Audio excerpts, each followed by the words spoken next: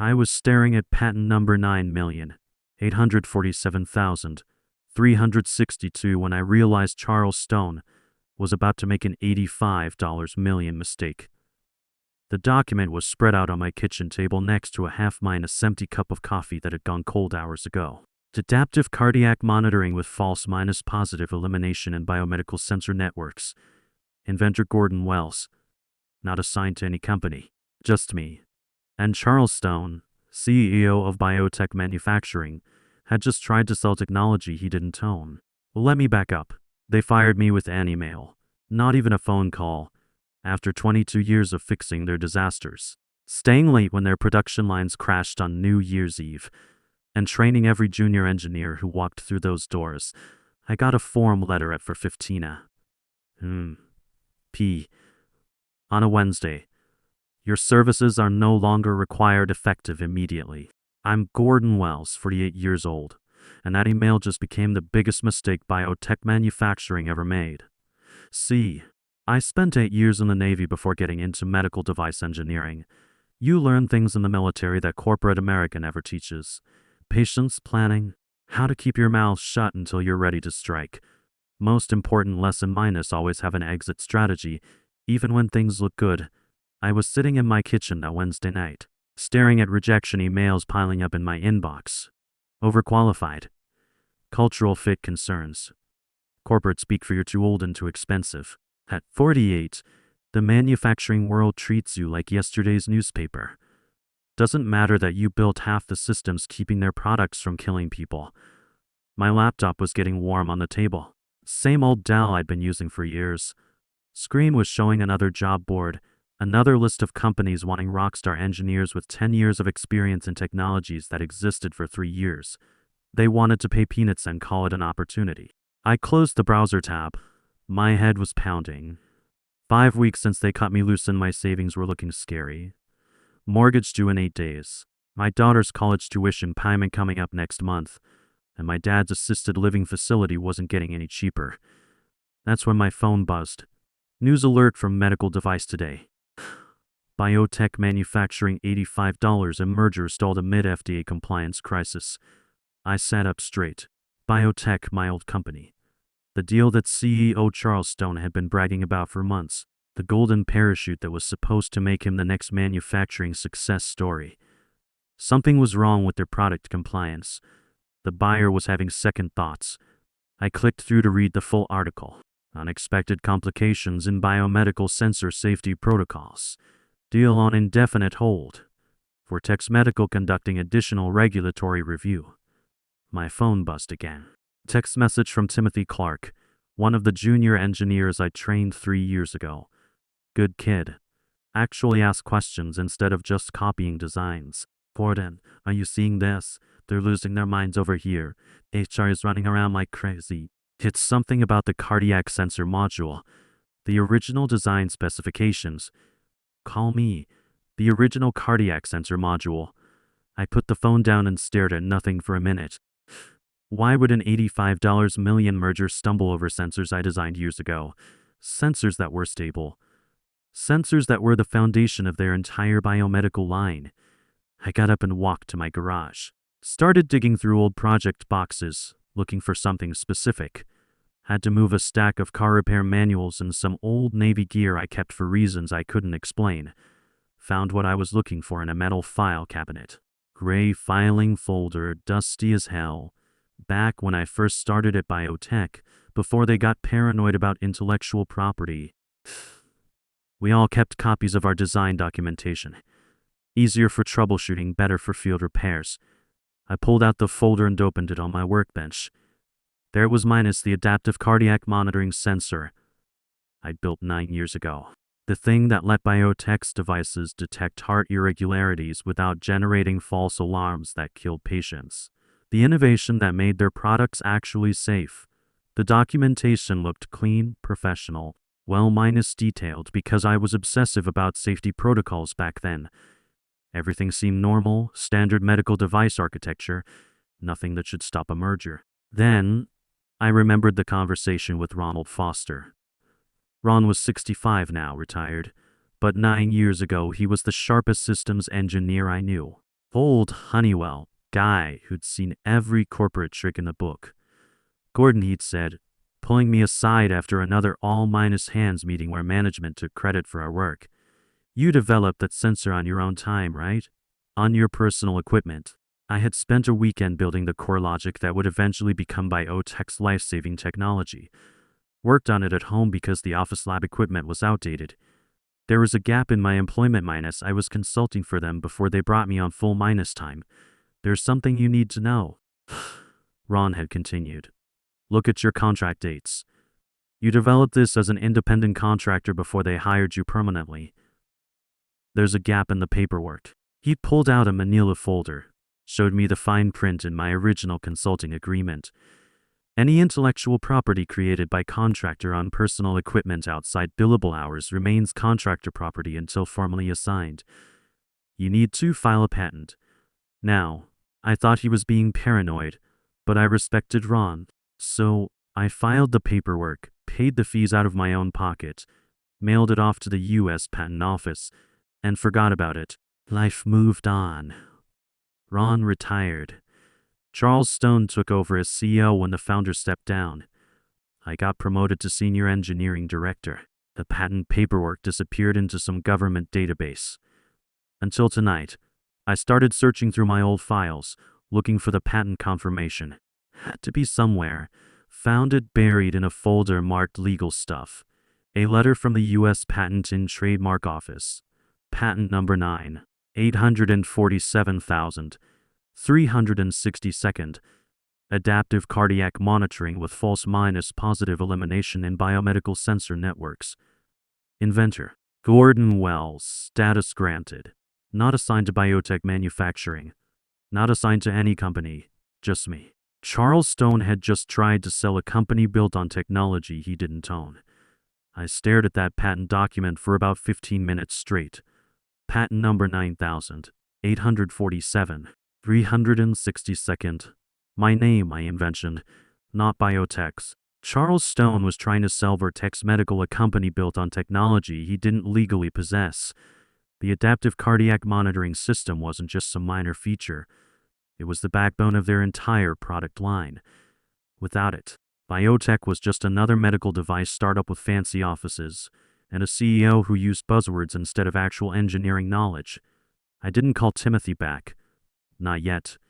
If Biotech was burning down, I wasn't going to hand them a fire extinguisher. Not after they threw me out like garbage. Instead, I called Ronald Foster. It was 11:30 p.m. Ron never slept much since his wife passed 3 years ago. He picked up on the second ring. Gordon, you sound different. What happened? The house finally caught fire, Ron. There was a pause. Then a dry chuckle. Good. Let it burn a little longer. I'm sending you something right now. Don't open it until tomorrow morning. Get some sleep first. You're going to need it. The email arrived at 6. Ron had spent the last 9 years documenting everything. Every design decision Biotech made after I created that sensor. Every product they built on top of my technology. Every FDA submission where they claimed proprietary sensor technology. 31 PDF files showing how they'd constructed their entire medical device business around my weekend project. They hadn't just used my design. They'd made it the foundation of an $85 million company. And they'd never bothered to check who actually owned it. I made coffee and read through everything. Ron had been thorough. Screenshots of design repositories, email chains where engineers discussed Gordon's cardiac sensor like it was company property, FDA submissions highlighting Biotech's proprietary monitoring advantage. But then I found something that made my blood run cold. Internal memos from 6 months ago. Charles Stone knew there were safety issues with the newer sensor modifications. False minus negative readings that could miss critical cardiac events. He'd ordered the engineering team to suppress the data because it would delay the merger. People could die. Patients in hospitals relying on these devices could have heart attacks that went undetected because Charles wanted his payday. My phone rang at 8:30. Unknown number with a Detroit area code. Mr. Wells, this is Michelle Ross from Hartley. Burns and Associates. We represent biotech manufacturing regarding certain intellectual property matters. We'd like to schedule a meeting at your earliest convenience. Lawyers. Charles was moving fast. What kind of meeting? I asked. Simply to clarify some paperwork regarding patent assignments from your tenure at biotech. Nothing complex. We're hoping to resolve this quickly and amicably. Amicably, right? They wanted to corner me in a conference room and pressure me into signing away my rights for whatever they thought I was worth. I'll need to review the matter with my attorney, I said. Mr. Wells, I don't think that's necessary. This is really just a formality. We have your employment agreement on file, and we're confident this is simply a clerical oversight. Then you won't mind if my lawyer looks at it too. The line went quiet for a few seconds. Of course, we'll send over the relevant documents for review. But Mr. Wells, I should mention biotech is under some time pressure with this acquisition. Any delays could affect the entire transaction, which impacts all current and former employees. There it was, the threat wrapped in corporate speak. Now papers or everyone suffers. I understand, I said. My attorney will be in touch. I hung up and immediately called Diana Barnes, the patent lawyer Ron had recommended for years ago when biotech tried to claim ownership of some side projects I'd done.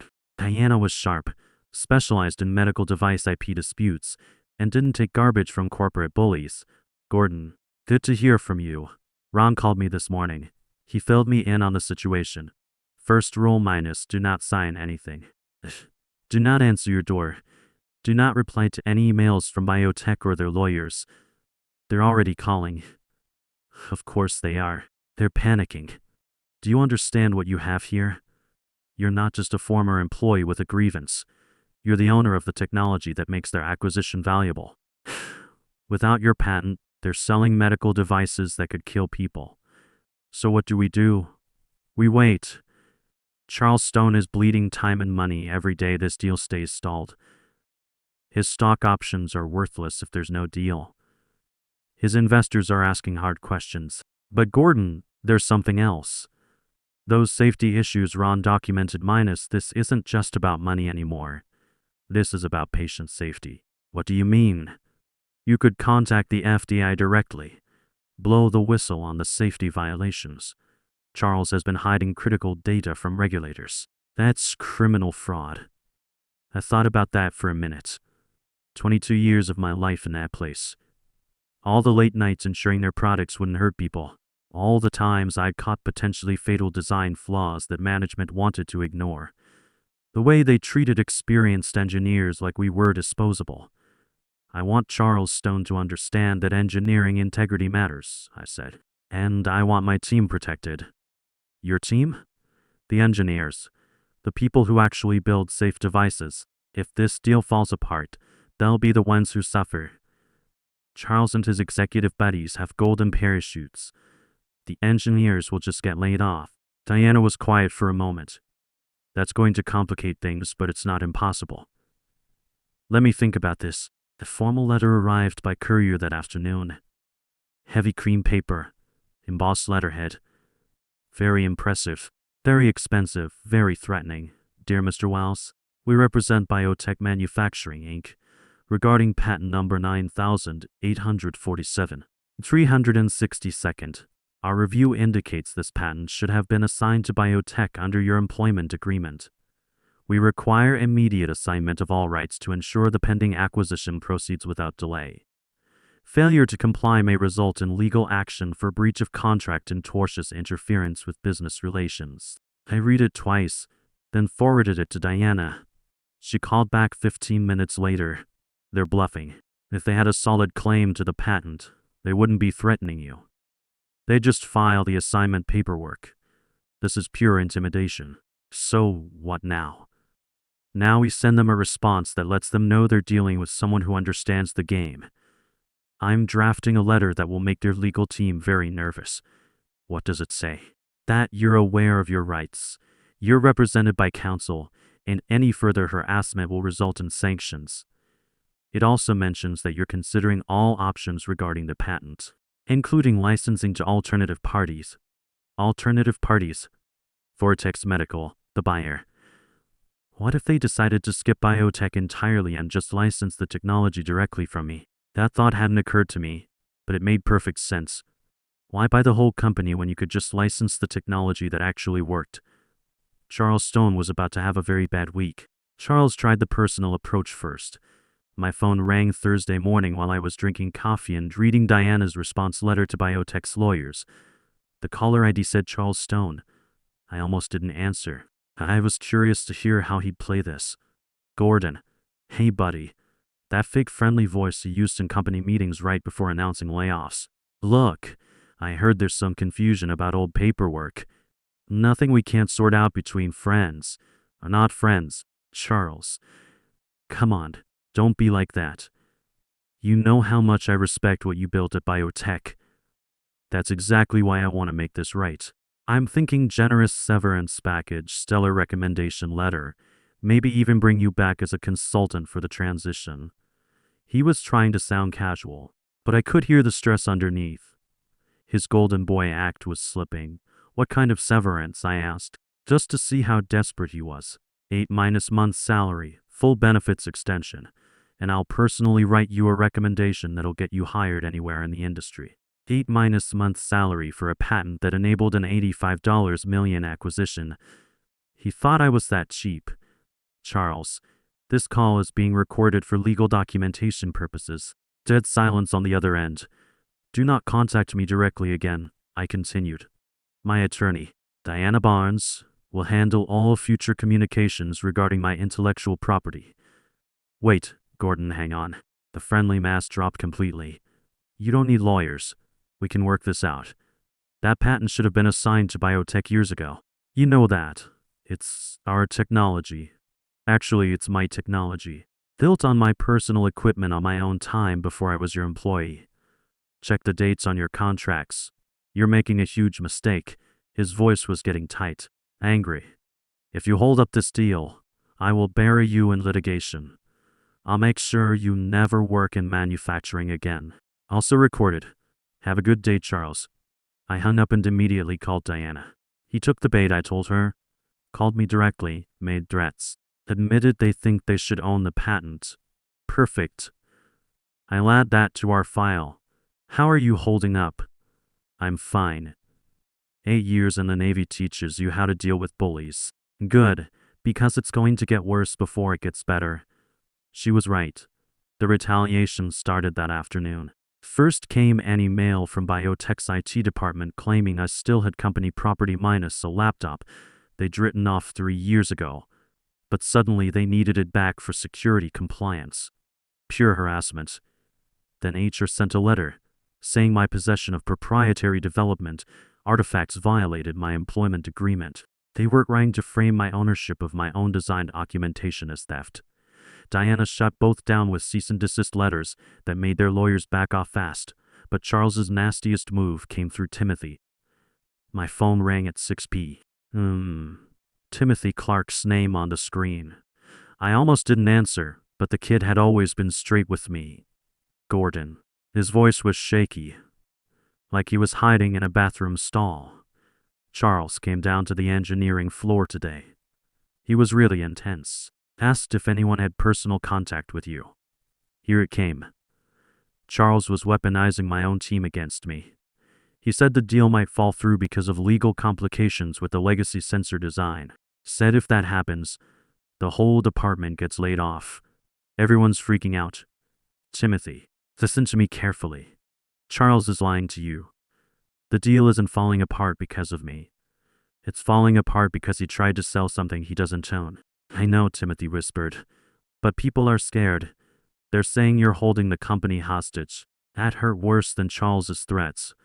These were people I trained, mentored, covered for when they made mistakes. Now they thought I was the villain. Timothy, I need you to understand something. I didn't steal anything. I saved something. That adaptive cardiac monitoring code minus, I wrote it before I even worked their full minus time. I own it legally, fair and square. But why didn't you assign it to biotech? Because nobody asked. They just assumed they owned everything I touched. For 22 years, I gave them my best work, stayed late fixing their problems. never complained when they took credit for my ideas. Then they fired me VL to clean up their balance sheet for this merger. So, what happens now? I'm going to make sure the team is protected. Whatever happens with this deal, you guys aren't going to get screwed over. Can you really do that, Timothy? I own the technology that makes this company valuable. That gives me some leverage. I'm not going to waste it on revenge. I'm going to use it to take care of the people who actually build things. Charles said you're bitter about getting laid off. I am bitter, but not at you guys, minus at him. At a system that treats experienced engineers like we're obsolete.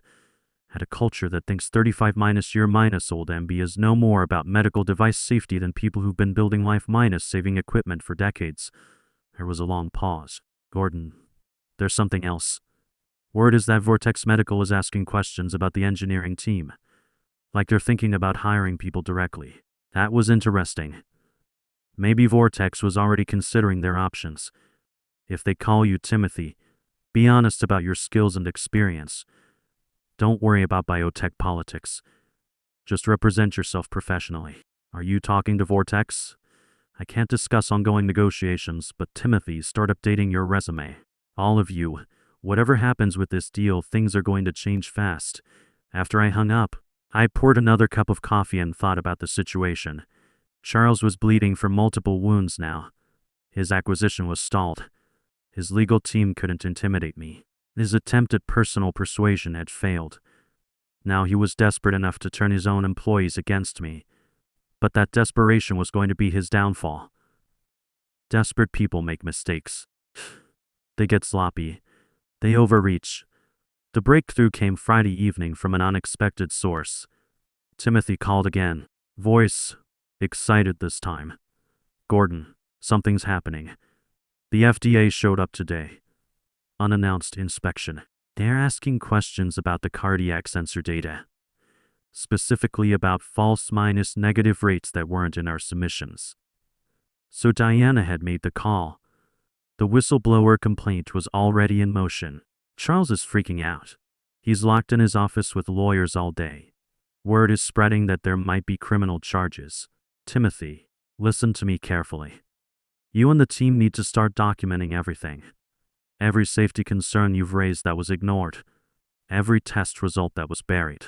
Every time Charles told you to suppress data. Are we in trouble? The engineers? No. You guys were following orders. But Charles? He's going to need a very good lawyer. Charles Stone was about to learn that you don't win wars by attacking civilians. You win by going straight for the command center. The Vortex Medical Headquarters was a modern glass building in downtown Detroit. Clean lobby, professional everything. But walking through those doors Monday morning with Diana beside me, I didn't feel intimidated.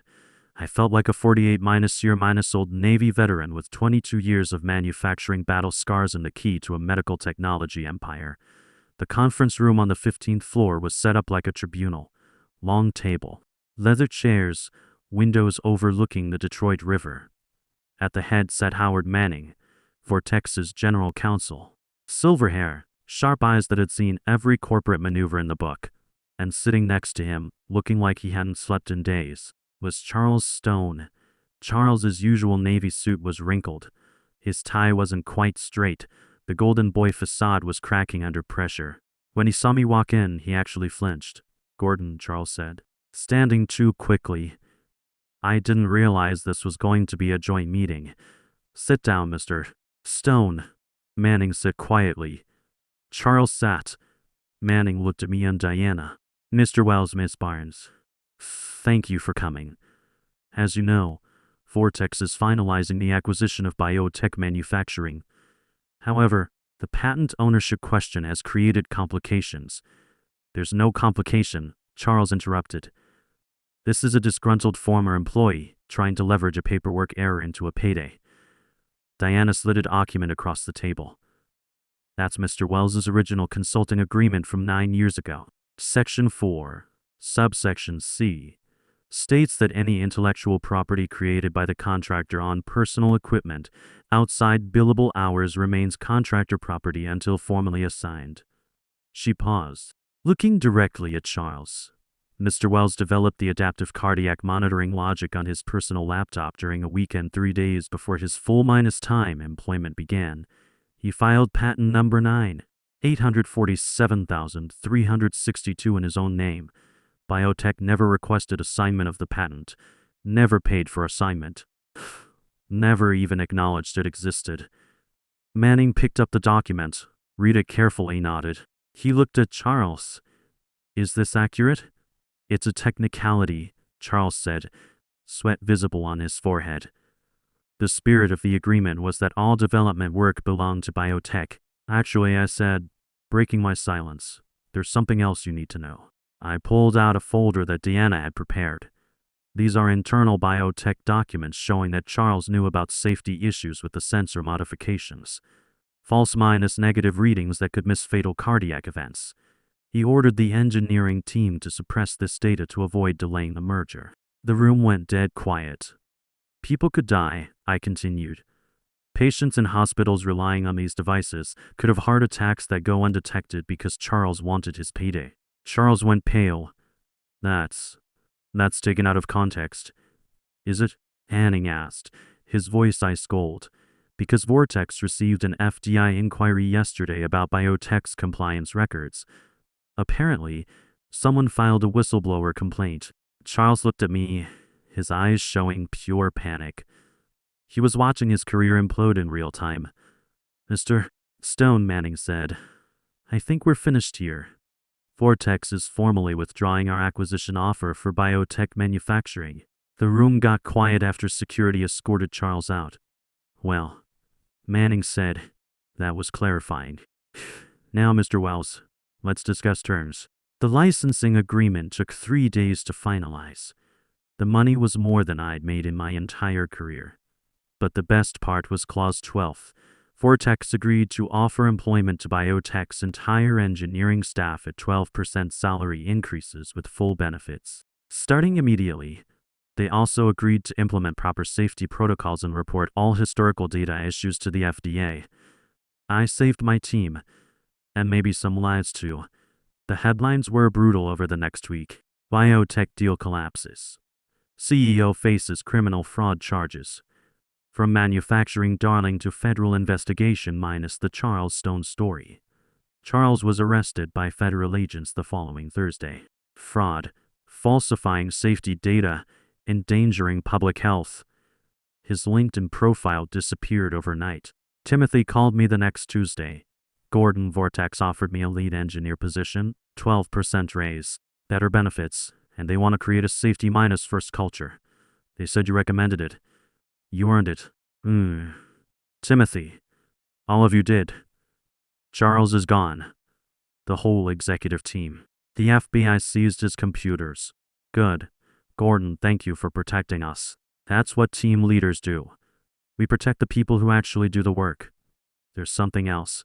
Sandra Powell from the UAW came by yesterday. She said the union wants to work with Vortex on setting up a proper safety committee. Engineers and floor workers together. She mentioned you suggested it. I had called Sandra after the licensing deal was finalized. If we were going to build medical devices that save lives, we needed input from everyone who touched them. Engineers, technicians, assembly workers. Not just executives who'd never held a soldering iron. That's the right way to do it, Timothy. Safety isn't just engineering minus, it's everyone's responsibility. The whole culture is changing.